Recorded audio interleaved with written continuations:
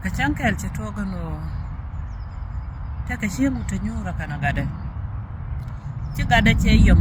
muga zas mu go mu ci she ga mo ni jano dorman ko kor gwan mi ci wo ce tet so lo de je ga lan man gada na mo ko sha ga za sha ja tet agwa mo shwe la mo shwe jalat so ayo jen gada mu ci ga za ba tet adung mun no ko de dai chow ku dial de ko tol chen ka jen giza sa mai chitet jene ka gwa mo shunin chu ko shurun chu ko shu ga da shwedi shwela gor mi chu to ko gor cho ka shwela gat kel no ga long rai gan ka dung de no ka na nga jen go ried la ma medan me shalat che chub nyam kot chawangan ta ko go ga da go re je shek Kacang kel cetua kan wata katora mugor ko badak banyo katas medok chujan gado mo kana kwan chu ka jien chu ko wachang wo kan sieng wit kala da na lat kan je alat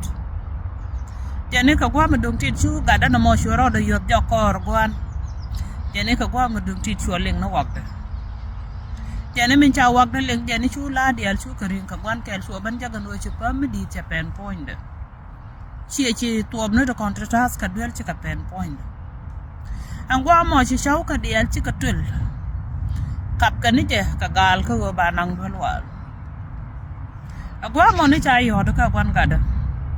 cha ji jogo no gat chata ka accident chi pam cha point min cha ta situation na cha ja explain je ni sure wak je sure team no kwa se da na la da riet lama medan tenen wo man nokko da der tol chen ka jen ge za samo jeni sho wi choro sho goro ma dung da ko dara tak na dara ka lo jok ka de ria da model lo jok jeni sho lo de sho je ga long man me chamon sho nga nang dol wal chi wi de che nyon ma che chup dol walo ne me cha woro cha la den wo ga da na jeni min cha ga do nen che chen ke bi ka chi ye da men jok se jien cha wo shu ro da long shu wa ko mu dung mu der pa la der yeling der ga da der yelo jok a chang ba ka ta da ko to reality gwadin lui na ga da jok ka cha la tu le tiene rie to kontrolet kon ka gat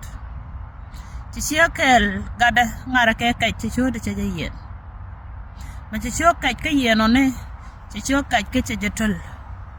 Cimana juga ya, gak ada masih sio kait ke sejatul. Mau ko da bisio du tul chena ka jan sio kait kana mo. Ka me chi gat sedit chu sho da sho ban te kariya ka sho da tul sho ban ngok. Goro go kon mana daba.